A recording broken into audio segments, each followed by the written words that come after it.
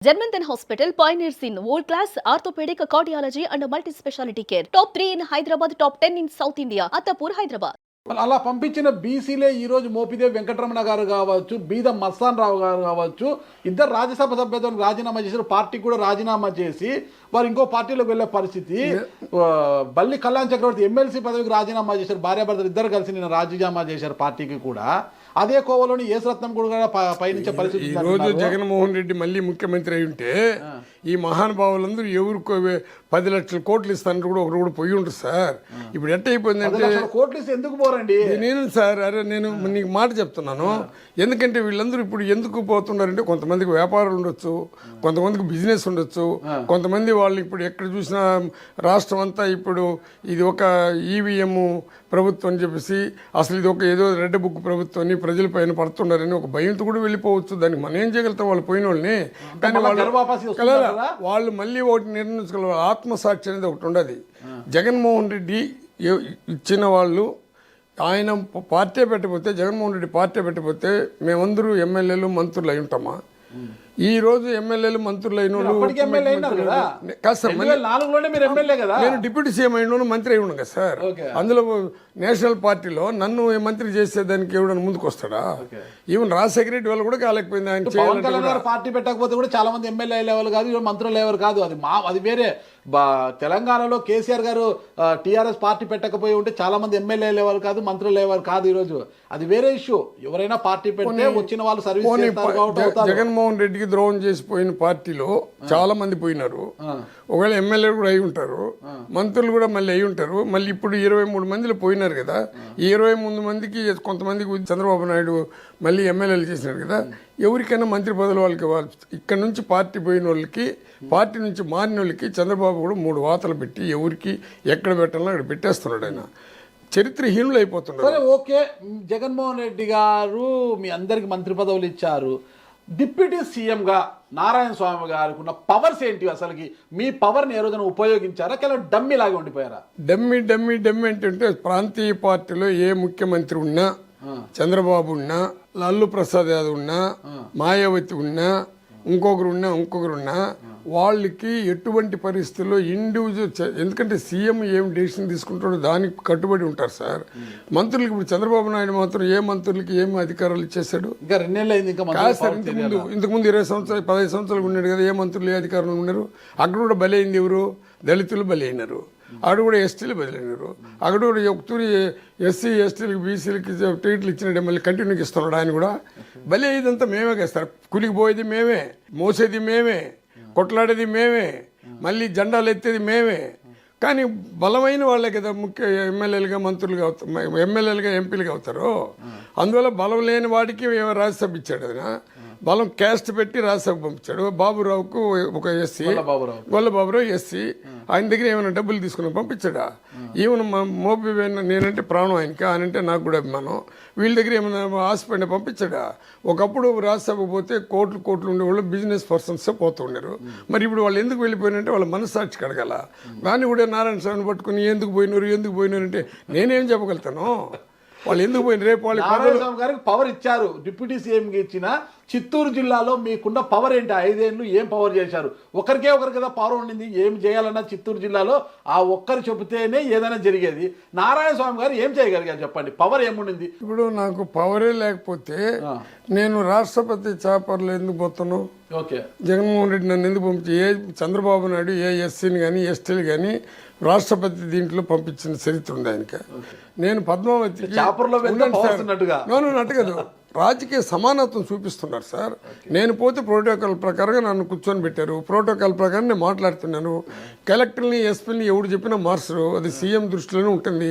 CM ఎవరు decision తీసుకుంటారు. అటెత్తుకుంటే నాతో ఎవరు కూడా పెద్దిరెడ్డి రామచంద్రారెడ్డి గారు ఇలా చెప్పితే అలా పని అయిపోయేది కదా. నా పైన ఆయన కూడా పెత్తనం చేయలేదా? ఒకవేళ ఇప్పుడు మీరు చెప్పినట్టు డిప్యూటీ సీఎం అయినాను ఇంక వీడికి రాజకీయ సమానత్వం లేకుండా పోవాలని కొంతమంది పావులు కలిపితే దాంట్లో అందరూ చేతులు కలిపినారేమో, కానీ నన్ను మాత్రం ఎప్పుడు నన్ను ఇంచపరిచి కానీ ఒక రకంగా మాట్లాడేది కానీ నన్ను ఇప్పుడు చేయలేదు. ఎందుకు మీకు పెద్దిరెడ్డి రామచంద్రారెడ్డి గారు అంత భక్తి? నాకు భక్తి జగన్మోహన్ రెడ్డి పైన. పెద్దిరెడ్డి రామచంద్రారెడ్డి గారి మీద మరి ఎవరిపైన నేను పార్టీ జగన్మోహన్ రెడ్డి పెట్టింది. పెద్దిరెడ్డి రామచంద్రారెడ్డి గారి మీద మీకు స్వామి భక్తి ఉందా లేదా? నాకేం స్వామి భక్తి సార్, నేను రాజశేఖర రెడ్డికి స్వామి భక్తి. దీనైనా ఒప్పుకుంటారా లేదా? మీరు రాజకీయాల్లో నాకు తెలిసి పెద్దిరెడ్డి రామచంద్రారెడ్డి గారి కన్నా మీరు సీనియర్ నా నాలెడ్జ్లో, నాకున్న జర్నలిజం నాలెడ్జ్లో. అయితే మీరు 1972లోనే రాజకీయాల్లో ఉన్నారు, 1974 81 మీరు సమితి ప్రెసిడెంట్ అయ్యారు, మీ తర్వాత ఆయన రాజకీయాల్లోకి వచ్చారు పెద్దిరెడ్డి రామచంద్రారెడ్డి గారు. అలాంటి పెద్దిరెడ్డి రామచంద్రారెడ్డి గారికి మీరు పాదాభివందనం చేశారా లేదా ఒక బహిరంగ సభలో? నేనా పాదాభివందనం అనేది నా మైండ్లో ఒక జగన్మోహన్ రెడ్డికి చేసుంటా, రాజశేఖర రెడ్డికి చేసుంటా. మళ్ళీ ఇప్పుడు మీరు ఇట్లా మాట్లాడినారు కదా, మీరు దీన్ని పెడతారో లేదా పబ్లిక్ నాకు తెలియదు, కానీ ఎస్సీ కమ్యూనిటీలో ఎస్సీలు అయిన వాళ్ళు ఎవడో ఒక ఆధారం పట్టుకొని వాడు డబ్బులు పెట్టో వాడు ఇంకోటి పెట్టో గెలిపిస్తే వాడి ఇంటికాడ పోయి సేద్యం చేయాల్సిందే కదా అందరూ. ఇప్పటి వరకు ఎవడైనా సొంతంగా ఎస్సీగా ఉండేవాడు నిర్ణయాలు తీసుకొని ఆ మంత్రిని ఆ నియోజకవర్గంలో ఉండే పెద్ద లీడర్ని ఎదిరించి వాడు ముందుకు పోగలుగుతాడా? చెప్పండి సార్. నేను సమితి ప్రెసిడెంట్గా అందరిని ఎదిరించి ముందుకు పోయినా, ఎమ్మెల్యేగా అందరిని ఎదిరించి ముందుకు పోయినా. అంటే రెడ్లు కాదు, బలమైన వాళ్ళందరినీ ఎదిరించినోడే నేను. కానీ డిప్యూటీ సీఎం అయిపోయినాక పార్టీ వ్యవహారాలంతా కూడా మనం చూసుకునే పరిస్థితి మనకు ఉండదు. ఎందుకంటే ఇప్పుడే చెప్పాను నీకు, ఏ పార్టీ కూడా ఎస్సీలని ఎక్కడ ఎదగనిస్తారో, కనీసం ఎస్సీలని కూడా పెట్టుకొని కారు ఎక్కమని చెప్పింది ఒక జగన్మోహన్ రెడ్డి. దానివల్ల మాకు అధికారం ఉందా అధికారం లేదా, ఇది పెద్ద పవర్ వచ్చింది అనేది కూడా నాకు ఇష్టం లేదు. కానీ కనీసం నేను కారు అక్కడికి పోతా ఉంటే డిప్యూటీ సీఎంగా అన్నను విలువ ఎక్కొచ్చు అని చెప్పేవాడు. నేను మళ్ళీ మీకు చెప్తున్నాను, అంటే మేము బానిసగా బతకలేని అంబేద్కర్ భావాలతో బతికేవాడు. ఈరోజు నా పరిస్థితి ఎట్లుండదు అంటే, ఇంతకుముందు 3 తూర్లు అడిగినారు, మీరు ఒక డిప్యూటీ సీఎం గుండి నిన్ను 5 సంవత్సరాలు పెట్టుకొని నిన్నెందుకు ఆడిచ్చింది దానికి. నేను ఫస్ట్లోనే జగన్నానికి చెప్పిన, ఈ తూరి మా పాపకి ఇవ్వండి సర్టిఫికేట్ అని చెప్పిన. ఆమె కానీ ఇస్తామని చెప్పి కానీ కంటిన్యూగా చేస్తుంటే పాప ఓడే ప్రశ్న కూడా ఉండదు. మాది ఏమైపోయిందో కన్ఫ్యూజన్ స్టేజ్కి పెట్టేసినారు. మీరు చెప్పినట్టు ఒక డిప్యూటీ సీఎం నింది నువ్వు ఎంపీకి పోను, ఎమ్మెల్యేకి పోను, ఎంపీకి పోను, ఎమ్మెల్యేకి పోను ఆడిచ్చేది ప్రజలకందరూ కూడా ఆడిచ్చినారు అనేది భావన వాళ్ళకి కూడా ఉంది. కడన నువ్వు చెప్పినట్టు జగన్మోహన్ రెడ్డి నన్ను ప్రేమతో చూశాడు కాబట్టి నా బిడ్డకి ఇవ్వాలనుకున్నాడు. నువ్వు ఇప్పుడు చెప్పారు కదా నా గాలికి గెలుస్తారని, ఆ దృక్పథంతో మా పాపకి ఇస్తే గెలుస్తాడు, పొలిటికల్గా వాళ్ళని ముందుకు తీసుకొని రావచ్చు అని ఒక ఆలోచనతో కూడా జగన్మోహన్ రెడ్డికి ఉండొచ్చు. మీకు జగన్మోహన్ రెడ్డి గారికి మీ పట్ల చాలా అభిమానం ఉంది కాబట్టి మీ కుమార్తెకు ఎమ్మెల్యే టికెట్ ఇచ్చారు కదా. మీ ఆవిడ పరంజ్యోతి గారిని జెడ్పీ చైర్మన్ చేసుకోవాలని మీరు అనుకున్నారు.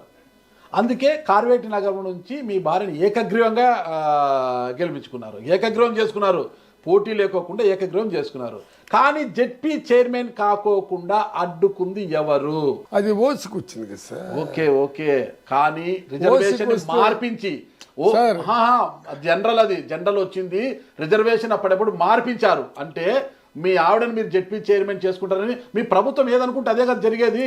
రిజర్వేషన్లన్నీ కూడా కదా. మీకు మనస్ఫూర్తిగా 3 పర్యాలు దండం పెట్టి చెప్తున్నాను, మాకు రిజర్వేషన్లు ఏ విధంగా గుప్తా అని అడిగితే తెలుస్తుంది. కలెక్టర్ గారు ఉన్నాడు, ఎవరా కలెక్టర్ గారు మాకు అదే భరత్ గుప్తా, ఆయన అడిగి తెలుస్తుంది.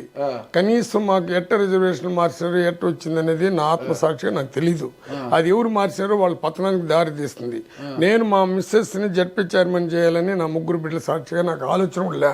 నా 3 బిడ్డల సాక్షిగా మళ్ళీ వీడు కూడా అబద్ధాలు చెప్తాడు అనుకుంటే అది మీకు మీ విజ్ఞతకు వదిలేస్తుండ.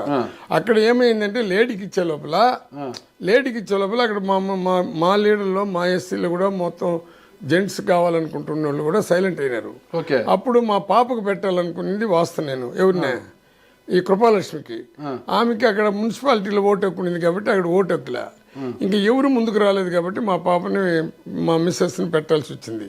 అంతేగాని నేను రాజకీయంగా నా తరపున నా భార్యని నేను ఉండేటప్పుడు నా భార్య జడ్పీటీ సేవలనే ఆలోచన కూడా నాకు లేదు. కానీ మీరు నమ్మరు, లేకపోతే నువ్వు ఎట్లా యాక్సెప్ట్ చేసినావని మాట్లాడచ్చు.